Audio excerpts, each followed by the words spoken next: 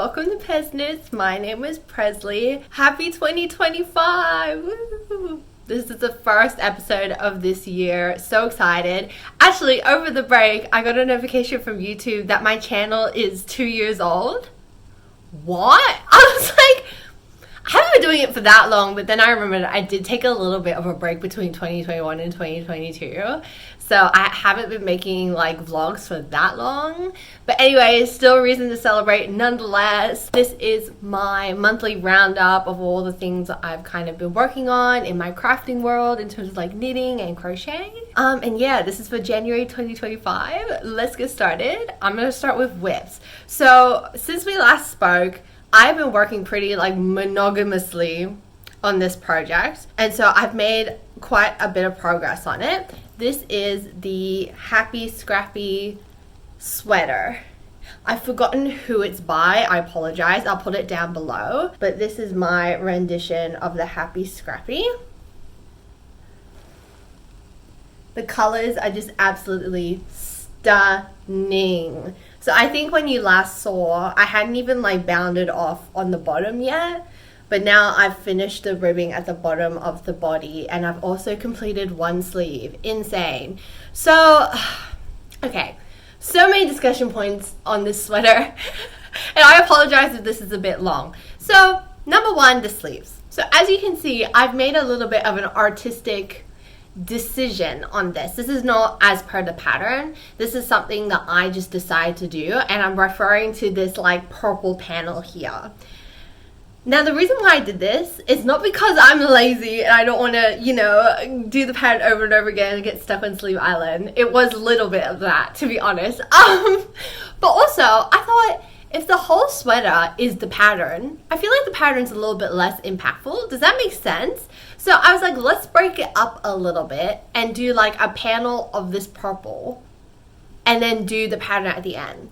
Now, this didn't 100% turn out the way I wanted it to. So I kind of cut off this purple a bit earlier than I should because I wanted just 3 repeats of like that pattern on the sleeve and then the ribbing. But because I made this purple so short, I had to add a little bit more. But I still think it looks good. Like, I'm not complaining, but like it doesn't really fit the vision of what I was wanting. It looks so long, but I've tried this on and the sleeves are the perfect length, unlike some other things, which I'm going to get to. And so now I'm doing it on the other side. I have to admit, like, I know I was just saying, oh, it's not because I don't want to get stuck on Sleeve Island. Yes, it low-key was. Because, like, I didn't realize it until I started doing this purple. It was just so relaxing to do, just, like, stockinette in the round and just knit, like, potato chip in front of the TV, knit this sleeve. So, like, after doing all of this color work on the body, like, this was, like, a bit of a reward. So, it was a good decision on my part in terms of getting the sweater completed. Okay, and then, so, decision number 2, I kept knitting and knitting and knitting this body, and I was so terrified it was going to be too long. I don't know why I thought that. And I couldn't try it on because it was one of those situations where I was like, I don't want to have to put it onto waste yarn. I don't have long enough cables for me to try it on with the needles attached. So it's like all or nothing essentially. Like it would be such a pain for me to like put this like the body on scrap yarn, try it on, and then have to thread my needle through all of the live stitches again. Again, laziness. So I just did what the pattern had recommended, which was 10 repeats for the body from the armpit. And that's what I did.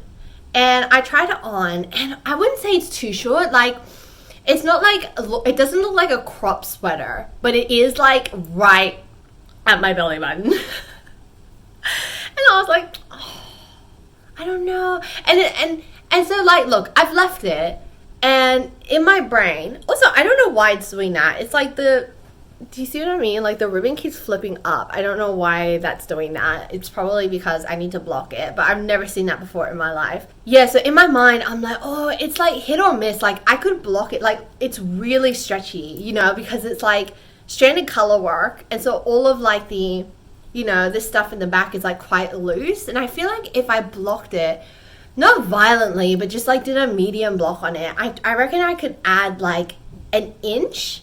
Is that a lot? That sounds like a lot. I don't know, like I feel like I could add a couple of centimeters to it and it'd be perfect. Because I don't want it to be too long. That's like my whole thing. Like I do want it to be a little bit, like a good length. I don't know why I'm so scared of making long sweaters. That's always been my weird thing. That also happened with my other colorwork sweater. I didn't want to make it too long. And so yeah, anyway, I've left it. I'm going to block it. I'm like in my brain, I'm going to block it. But I am mentally preparing myself if I do block it and it's still too short, having to like unravel the ribbing and then picking up stitches and knitting. And honestly, it would probably only need like 2 or 3 more like of these color, like the repeats here to add like an inch. But I will talk about the yarn because essentially Happy Scrappy, like this is why I use this particular pattern, because I had a lot of like skeins that were either brand new full skeins or like skeins that like had been barely touched because they were like leftovers from another project. Like I used 1/3 of the skein, and so I had like 2/3 of a skein left. And so I wanted a sweater where I could use lots of colors in a way that looked nice, but like didn't have large areas of like the same color or else I'd run out. Does that make sense? And so like this in total has 7 colors in it. So that's been insane. And also getting the combinations of these colors to be unique across the sweater has been really difficult. Like you can even see I made a mistake. I accidentally put these 2 colors together like twice in the sweater, and then I knitted it and then noticed it, and I was like, how did I not notice that I did that twice? Anyway, so the intention for this sweater was that I was going to use every combination of color in the sweater. I've accidentally done like, I think that's the only repeat I did. Everything else is like every combination of yarn. And so just to talk about the yarn a little bit, this one is one I had left over as a part of my crochet shawl. And that's all I'm going to say about it. I got this from Giacomo Textiles. And yeah, it's a beautiful gray sort of purple color. Okay, this one was a full skein. It was brand new when I used it. And this is something I got from New Zealand. So pretty. This one is leftover from that other colorwork sweater that's supposed to be in Easter show. This yarn has been so interesting to knit with. It's like so, I don't know if you can even tell like by the let me try and do this.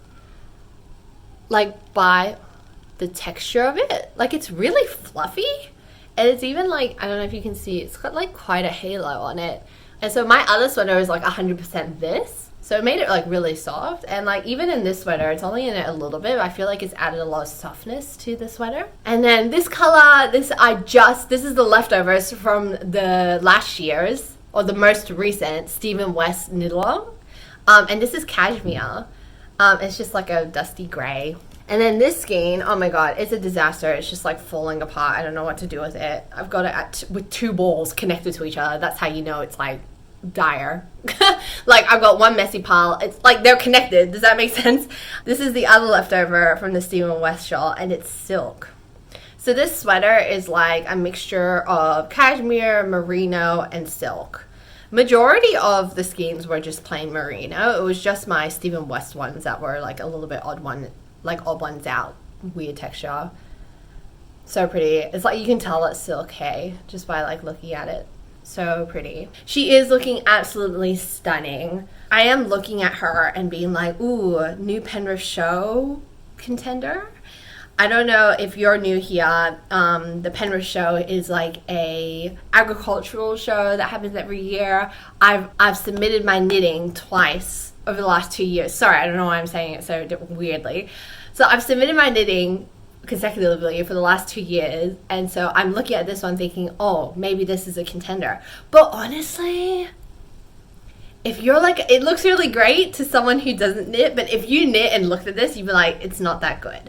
And the reason is because I feel like, let me show you. So like, you know when you're knitting in the round, and then there's always like this little jog that happens when you change colors. Like, I'm sure there's a trick to it. I just don't know how to do it. There is like a bit of a jog going on with my sweater. Like, if I show you, like, do you see that? Do you see like there's like this weird invisible line that goes on? And I think it's just like, is it the floats? Am I not carrying over the yarn properly? I don't know. But it's there. And I'm like, oh, it doesn't really deserve to go in. because I feel like my color work is not that great. And I actually saw an Instagram reel recently talking about dominant and submissive?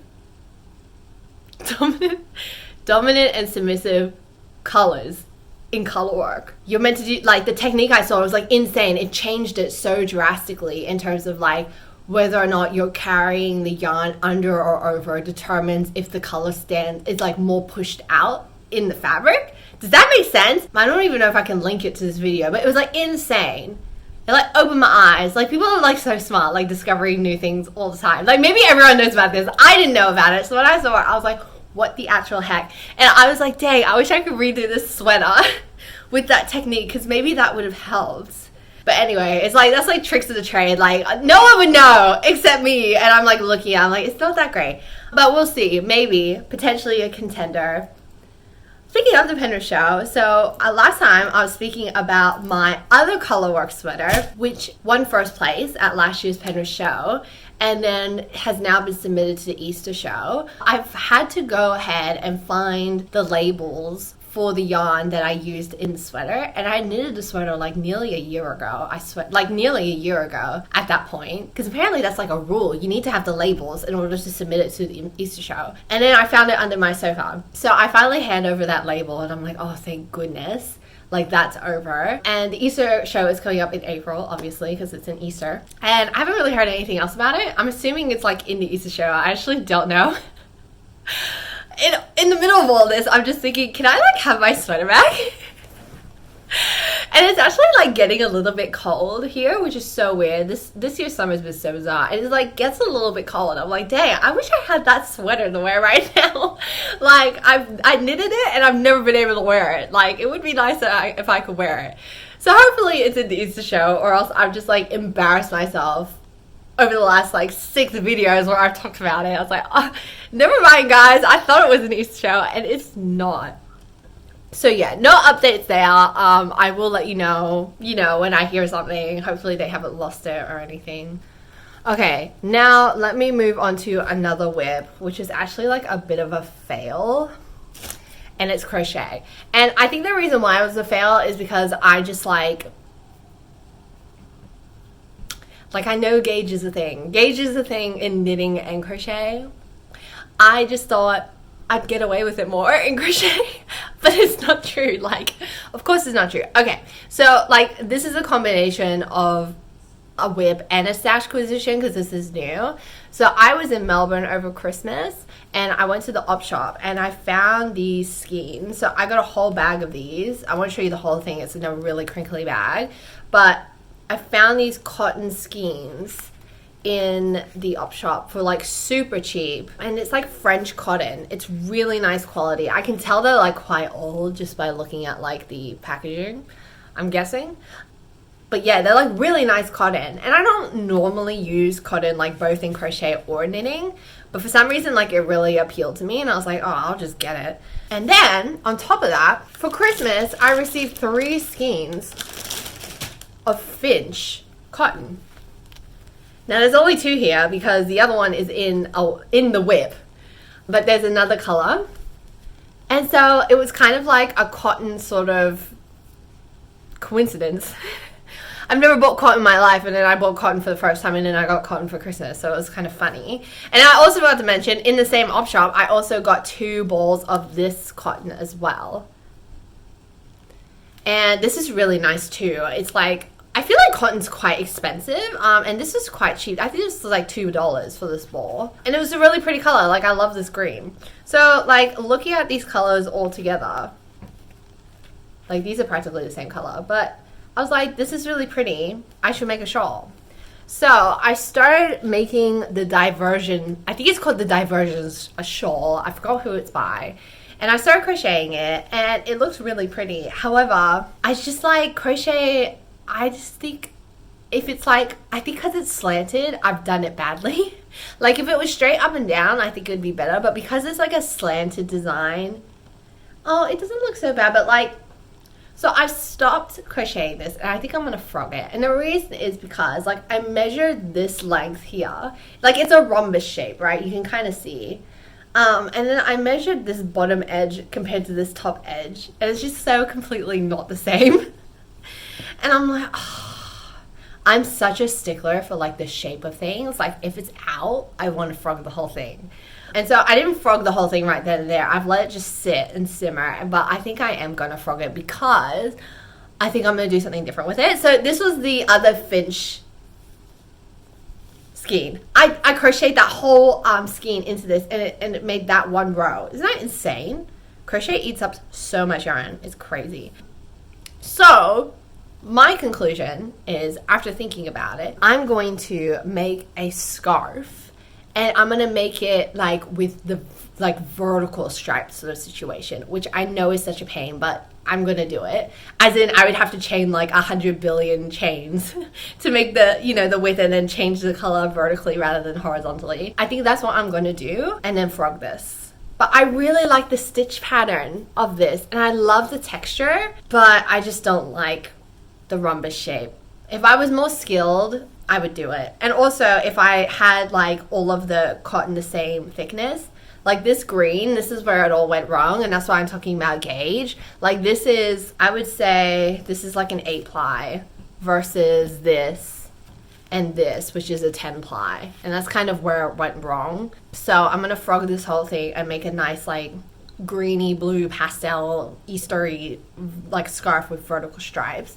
I'm still looking out for a pattern. That's what kind of drives me crazy about crochet. It's funny, like with knitting, there's so many like free designs that are quite like patterns that are quite good, but with crochet I feel like there are like hardly any free patterns. I don't know if that's a hot take. I apologize if it is. I'm like a heavy Ravelry user. Maybe I'm looking in the wrong place. Maybe Ravelry is like just like more for knitting than it is for anything. I don't know. So if you have any recommendations for platforms that you use specifically for crochet patterns, let me know, because I feel like I'm looking in the wrong places. But yeah, that's me. And yeah, that's all I have to show you guys. I'm still going on this sweater. She's my pride and joy, to be honest. I'm actually blown away how good she looks. And you know, besides that scarf, I don't really have anything in the pipeline that I'm going to knit next.